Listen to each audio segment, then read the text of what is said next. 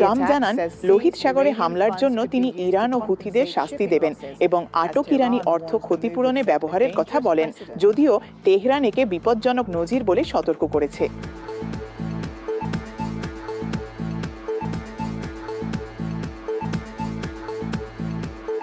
Araghchi সতর্ক করে বলেন, ইরানের উপর যে কোনো আগ্রাসীকে বৈধ লক্ষ্য হিসাবে দেখা হবে এবং জোটকে সার্বভৌমত্বের পক্ষে জোরালো ভূমিকা রাখার আহ্বান জানান।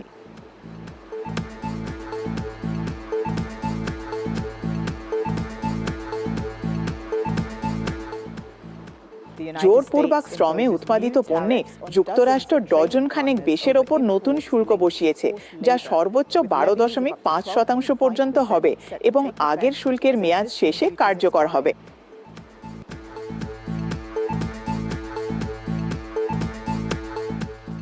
ভারতের কক্রোজনা পার্টির অবস্থান ধর্মঘট পঞ্চম দিনে পড়েছে। পুলিশি দমনপীড়ন চললেও বিক্ষোভকারীরা শিক্ষামন্ত্রীর পদত্যাগ না হওয়া পর্যন্ত জনতা মঞ্চ ছাড়তে অস্বীকৃতি জানান।